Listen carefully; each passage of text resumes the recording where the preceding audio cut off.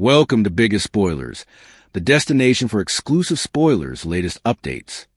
Carly wakes up in Jack's bed at the Metro Court, and he asks if she has any regrets about last night. She tells him, "No, I made my choice and am sticking to it." He knows he hurt her by not telling her about Vaughn, and he's trying to do everything he can to keep his work life separate from her family. Carly gets up to order breakfast and freshen up, and while she's in the restroom, Jack calls Joss for an update. Joss happens to be in bed with Vaughn at that moment. Joss has regrets. At Joss' place, she fills Jack in that Lucas is still at odds with her mama, but feels she has his reverse. Jack asks her to make up with her mama and hangs up. Joss reflections to Vaughn that Lucas does and earn this. Marco is bad news, as is Sidwell and Ladle Island. Vaughn reminds her that stopping Faison's design is the thing then, which she knows. But she's using someone she loves and putting them in danger. Vaughn offers to back her if the time comes that she wants to get Lucas out, and Brennan disagrees. She knows that puts him in an awkward position. He says she's worth the threat, and they passionately kiss. What advice does Jack give Carly? Back in Jack's room, he's semi-dressed when Carly emerges from the restroom. He asks what's troubling her as he can see Commodity is wrong. Carly says it's Joss encouraging Lucas to move in with Marco and Sidwell, the ultimate of whom is dangerous. Jack suggests she find a way to make peace with Joss and Lucas. Jack thinks Lucas will see the real Marco in time, and it's clear she and Joss have a special bond, so they should patch effects up. Carly thanks him for seeing how special her son is to her. They're intruded when Jack gets a textbook and has to report to work ASAP for a last nanosecond meeting. Liz has some advice for Lucas. At the sanitarium, Liz asks Lucas how his first night at Windmere was. Lucas is grumpy and says everything was great until it wasn't. Lucas can still smell that Marco still blames Sonny for his mama's death. Liz points out that Lucas has numerous people he cares about who also watch about Sonny, so maybe he should step back and let Marco handle this on his own. She suggests he can support Marco, but doesn't need to go each in with him against Sonny and cut off his family. Outside, Carly and Joss run into one another. Both are on their way to see Lucas, and Carly tells her son that she's sorry for taking her worries about Lucas out on her. Joss says she's sorry for not backing her, but it's apparent that Lucas wants this, and they need to support him. Carly still worries that Marco may not be someone Lucas can trust. Joss warns her mama that if she forces Lucas to pick between her and Marco, she may not like his choice. A secret meeting. Jack meets with Vaughn in a back alley. Vaughn provides him with intel on what went down with Dalton at the Brown Dog last night. He called in Joss to work the Joe over as he was drunk, and Dalton told Joss that he has another lab off lot. Jack asks if he was upset about putting Joss in peril. Vaughn says he stuck around to make sure Joss didn't need backup. It's a team effort to free Rocco. Dante visits Rocco and Gibby. They clinch, and Dante tells his son that Danny and Charlotte are coming forward to help him, which Rocco doesn't want them to do. Dante explains he's facing serious charges, and this is the only way to clear him. Dante tells his son to stay strong as his bail hail is in 24 hours. Rocco asks if he'll be home for Thanksgiving, but Dante doesn't know. At the PCPD, Justine is worried as Henry Dalton didn't show for a meeting. She asks Nathan to find him and bring him in if they don't hear from him soon. The forensic report doesn't back Dalton's claims, and she believes Dalton set Rocco up and used her to do it. Dante arrives, and Justine assures the top Bobby that she's trying to resolve Rocco's situation as snappily as possible. She heads off, and Nathan fills Dante in that Justine suspects Dalton, who's MIA, fled because he has been caught filing a fake police report. Dante wants Dalton set up, now. Nathan heads out to probe and calls Dante back, saying there's no sign of Dalton at his place or lab. Nathan admits Dalton has the capability to vanish, which could delay the bail hail. Dante wouldn't let that be and wants his son out moment. Laura's guilty conscience. Laura walks into her office to find Sonny staying for her. Sonny says that soon people will ask questions about Dalton, so she needs to act surprised when she learns he's missing. Laura cries that she spent half the night looking for a planted murder armament in her apartment, and she thinks perhaps they should put the body back in the box, and she'll go to the Bobbies. and keep him out of it. Sunny says she can't do that because Nathan was on the scene and believed he was going to change her tire. She'd have to admit she prevaricated to the Bobbies, which would open them both up to felonious charges. Sunny says Rocco is better off with Dalton dead. Laura says it paints a motive for her, but Sunny says, no body, crime, no motive. There's a knock at the door, and it's Martin with flowers to compliment his family. Still, when he sees Sunny, he accuses him of being the bone who nearly bring his family her re-election. Sunny says they're family and have a grandson in trouble right now, which is what they were agitating. Sunny heads out to see Rocco. Alone, Martin tells Laura she can't let her love for Rocco bedazzle her to who Sunny really is. They argue back and forth about whether Sunny has any good in him, with Laura saying, unlike their family Cyrus, Sunny has a sense of justice. Martin warns her that the nearer she's to Sunny, the easier it's to get pulled down with him. He notes someone like Sidwell will make her and Sunny pay for the outgrowth of the election. Laura admits he may be right. Who beat up Rocco? Sunny arrives at juvie, and Rocco has been beaten bloody. Sunny takes the guard to task for what happened to his grandson. Formerly alone with his forefather, Rocco says he thinks he was targeted because his pater is a cop. Can Britt trust Jason? Jason shows up at Britt's apartment to make effects right between them. He says she can trust him enough to tell him about her connection to Dalton. She assures him she doesn't need his or anyone's help and suggests he leave. Jason says she's sick, and one day she'll need someone. Britt points out she's been in absolution and is healthy now. Jason prodigies if working at the Five Poppies has commodity to do with staying in absolution. Jason knows he let her down, and he'll again because he's not perfect. He knows his stylish isn't always good enough, and she can keep pushing him down, but he'll prove to her that she can trust him. In the show's final moments. In juvie, Sunny tells his grandson everyone and then knows his name, indeed the kiddies. Sunny wants Rocco to let anyone who messes with him know that they also mess with Sunny Corinthos. Dante shows up at Laura's office, where she's still with Martin. He lets her know Dalton is missing, and she gasps. At Brits, she and Jason are intruded when Nathan shows up. Nathan asks if she's seen Henry Dalton, as he's faded. Britt says she hasn't seen him. At the sanitarium, Lucas tells Liz he wishes Carly could see his situation the way she does. He says Carly told him that Marco was using him and has no respect for him or this relationship. Outside, Carly tells her son she wants to make effects right with Lucas, but she doesn't know how. Joss suggests not to ambush him at work and let her figure commodity out. Carly admits that's a good idea. Eventually, in the alley, two agents show up and snare Vaughn. Jack tells Vaughn that he advised him not to pursue a relationship with Joss, and that this is what happens to people who defy him. The men drag Vaughn out. On the coming General Hospital, Drew proposes to Willow, and Albrecht turns to Nina and asks her to use her magazine to do commodity good. Find out further spoilers for all 5 detergents on Tuesday. Plus, check out the gallery below of Joss Jacks through the Times. The first rays of the Port Charles sun sliced through the slats of the blinds in the Metro Court penthouse, painting stripes of gold across the rumpled sheets. Carly Corinthos stirred, the familiar scent of expensive hotel linen mingling with the unfamiliar, yet not unpleasant, aroma of Jack Brennan's cologne on the pillow beside her. She blinked, the events of the previous night solidifying from a hazy dream into concrete, conscious memory. A choice had been made. As if sensing her wakefulness, Jack's voice, a low, steady rumble, broke the morning quiet. You awake? He was already propped on an elbow, watching her, his expression unreadable but intense. Carly murmured, stretching languidly, a conscious performance of nonchalance. Any regrets? He asked, the question hanging in the air between them, weighted with more than just the aftermath of a night of passion. It was about alliances. About sides.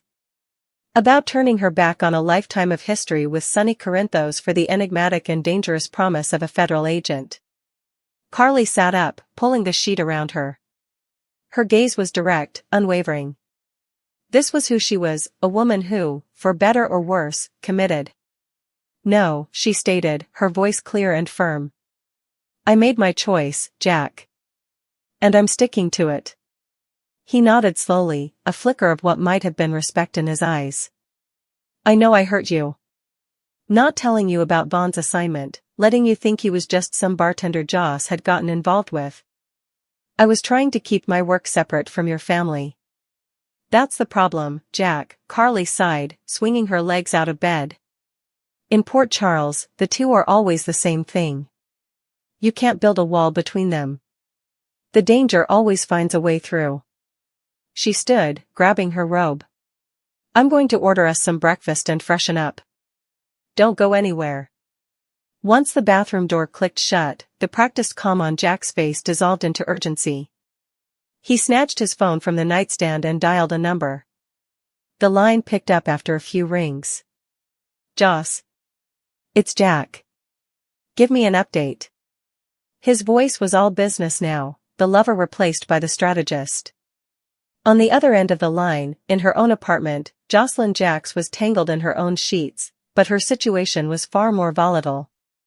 Vaughn, the man she'd believed was a simple bartender but was, in reality, an undercover agent in Jack's operation, lay sleeping beside her. She lowered her voice to a whisper. Lucas is still at Windmere with Marco. He's still furious with Mom, feels like she doesn't trust him or respect his choices. She paused, a pang of guilt twisting in her stomach. But I've got his back. I made him feel supported. That's good, but I need you to do more, Jack instructed, his tone leaving no room for argument. I need you to make up with your mother. A divided family is a vulnerable family. We can't afford vulnerability right now. Joss sighed, the weight of her duplicity heavy on her shoulders. I'll try. Don't try. Do it. Jack ended the call without another word. Joss tossed her phone onto the bed, waking Vaughn. He wants me to play peacemaker with my mom, she vented, running a hand through her disheveled hair. Lucas doesn't deserve this. Being used as a pawn. Marco is bad news, and so is Sidwell and whatever they're cooking up on Spoon Island. Vaughn sat up, his expression grim. The goal is stopping Faison's project, Joss. You know that. We're close. I know the goal, she snapped, frustration boiling over. But I'm using someone I love. I'm lying to him and putting him in the crosshairs of people who would never think twice about hurting him. She looked at Vaughn, her eyes pleading for understanding. If the time comes, if Lucas is in real danger, will you help me get him out? Regardless of the operation? Vaughn glanced toward the door, a subconscious check for eavesdroppers. Jack would disagree. Strongly. I'm asking you, Joss pressed. He reached out, tucking a strand of hair behind her ear. His touch was surprisingly gentle for a man of such coiled intensity. You are worth the risk, he said softly, his meaning clear. He wasn't just talking about the operation. He was talking about crossing his formidable boss. He leaned in, and the worry, the guilt, the fear, all melted away in the heat of a passionate, desperate kiss. Back at the Metro Court, Carly emerged from the bathroom, steam billowing out behind her, her face freshly scrubbed but her mind still troubled. Jack was now semi-dressed, his gun holster a stark reminder of the world he inhabited. He took one look at her and saw through her composed facade. What's troubling you? He asked. I can see something's wrong. Carly leaned against the doorframe, crossing her arms. It's Joss. She's over there, encouraging Lucas to move in with Marco and that viper, Sidwell. She doesn't understand how dangerous he is. She thinks she's helping Lucas find his place, but she's leading him right into the lion's den. Jack considered this, his tactical mind analyzing the family dynamic. Then you need to find a way to make peace with her. And with Lucas. You can't force him to see reason, he'll only push harder. Lucas is smart. He'll see the real Marco in time. But he needs to come to that conclusion on his own. He stepped closer, his voice softening just a fraction. It's clear you and Joss have a special bond. Don't let this break it. Patch things up.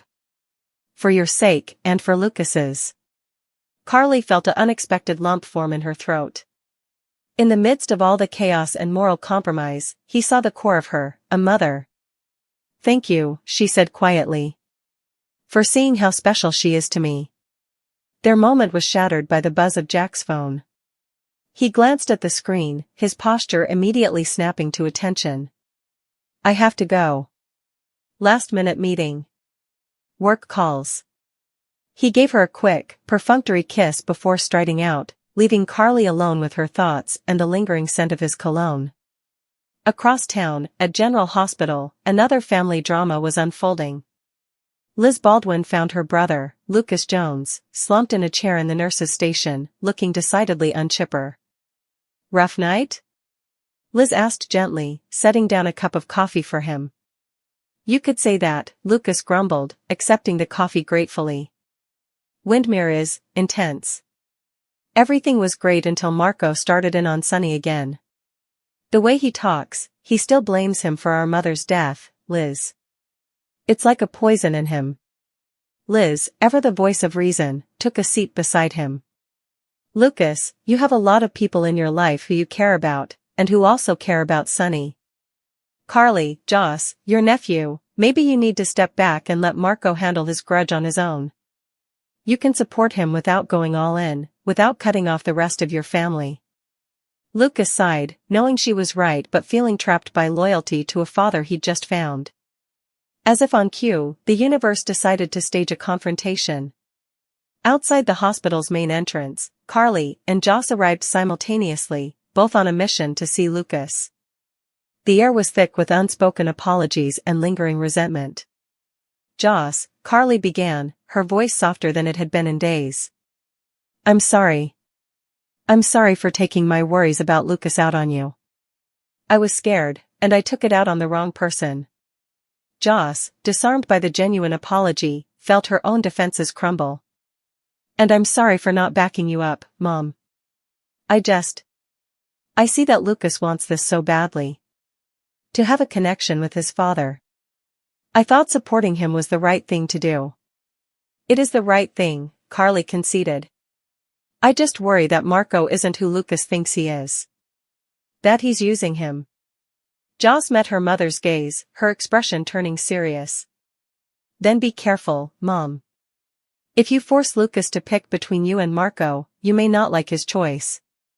While the Corinthos women navigated their fragile truce, Jack was delving deeper into the criminal underbelly. He met Vaughn in a grimy back alley, the perfect setting for their shadowy trade. "Dalton. The brown dog. Last night. What happened?" Jack demanded, dispensing with pleasantries. Vaughn handed over a flash drive. "I called Joss in. Dalton was drunk, vulnerable. She worked him over, played the concerned friend. He spilled. There's another lab. Off campus. He was proud of it." Jack's eyes narrowed. "You used Joss's bait? Were you not concerned about putting her in direct danger?" "I was there the whole time," Vaughn countered, his jaw tight. "I had her back. She was never in any real danger. She got the job done." Jack took the drive, his silence a louder reprimand than any words could be. He had warned Vaughn about the personal entanglement with Joss. It was a liability he could not afford. The urgency of their mission was underscored by the plight of young Rocco Falconeri. Dante visited his son in the stark, depressing confines of the juvenile detention center. "Hey, kid," Dante said, pulling his son into a tight hug. Rocco looked smaller, younger, surrounded by the cold concrete and steel. "Dad, you shouldn't have come," Rocco mumbled, but he clung to his father. "Danny and Charlotte are giving statements today," Dante explained, his heart breaking at the fear in his son's eyes. "It's the only way to clear you, Rocco. Their testimony proves you weren't the only one with access, that Dalton set you up." "I don't want them involved," Rocco insisted. "You're facing serious charges," Dante said, his voice firm but gentle. "We have to fight this with everything we have. Your bail hearing is in 24 hours. Just stay strong, okay?" Rocco's voice was small when he asked, "Will I be home for Thanksgiving?" Dante's throat constricted. I don't know, son. I'm doing everything I can. That everything involved putting immense pressure on the PCPD. Down at the station, Commissioner Justine Hastings was fuming. Henry Dalton didn't show for his meeting. Nothing. He's vanished. She turned to Nathan West. Find him. If we don't hear from him in the next hour, I want him brought in. The forensic report doesn't back his story. I believe he set Rocco up and used me to do it. When Dante arrived, his presence was a silent accusation. Justine assured him she was doing all she could, but the damage was done. Nathan soon reported back, Dalton's apartment was empty, his campus lab abandoned. The key witness for the prosecution, and their best chance at exonerating Rocco, had disappeared into thin air. He has the ability to disappear, Nathan told a frantic Dante over the phone. This could delay the bail hearing. I won't let that happen, Dante growled. I want my son out. Today. The reason for Dalton's disappearance was a secret known only to two people. Laura Collins walked into her mayoral office, exhausted and guilt-ridden, only to find Sonny Corinthos waiting for her. Soon, people will start asking questions about Dalton, Sonny stated, his voice low and calm, a stark contrast to the storm in Laura's eyes. You need to act surprised. I spent half the night looking for a planted murder weapon in my apartment, Sonny. Laura cried, her composure cracking. Maybe we should just put the body back in the trunk of his car. I'll go to the cops. I'll tell them it was me. I'll keep you out of it. You can't, Sonny said, his logic cold and irrefutable. Nathan was on the scene. He believed he was changing your tire. You'd have to admit you lied to the police. That opens us both up to charges. Obstruction, accessory after the fact, we'd both go down. Rocco is better off with Dalton dead. It paints a motive for me. Laura argued, her voice trembling. No body, no crime, no motive, Sonny countered, his mantra of criminal survival. Their tense conversation was interrupted by Martin Gray, arriving with flowers to congratulate his sister on her re-election. The sight of Sonny instantly soured his mood. You. I should have known you'd be lurking around. You're the one who almost cost her the election. We're family, Martin, Sonny said, his tone dangerously even. We have a grandson in trouble right now. That's all we were discussing. With a final, meaningful look at Laura, Sonny exited. Once alone, Martin turned on his sister. Laura, you cannot let your love for Rocco blind you to who Sonny Corinthos really is. The man is a cancer. He has a sense of justice, Martin. Laura fired back. Unlike our brother, Cyrus, Sonny protects his own. The closer you are to him, the easier it is to get pulled down with him, Martin warned. Mark my words, someone like Selena Wu or Pikeman will make you and Sonny pay for the outcome of this election. Defeated, Laura sank into her chair. You may be right, Martin, she admitted, the weight of her complicity pressing down on her. You may be right. The consequences of their actions rippled outward. Sonny, arriving at the Juvie Center for a follow-up visit, was met with a horrifying sight. Rocco was bloody and bruised, having been savagely beaten by other inmates. What happened here? Sonny roared at the guard, his protective fury a terrifying force. Once alone with his grandson, his voice dropped to a deadly calm. Who did this to you?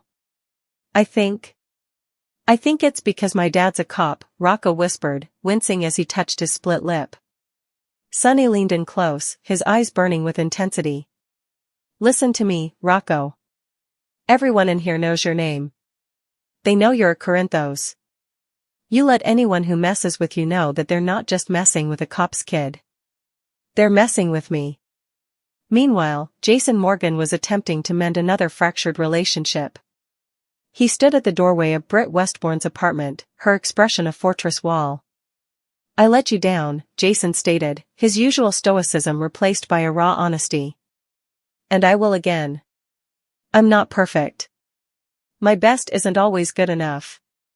But you can keep pushing me away, and I will keep standing here, proving you can trust me. Britt remained unmoved. I don't need your help, Jason. Or anyone's.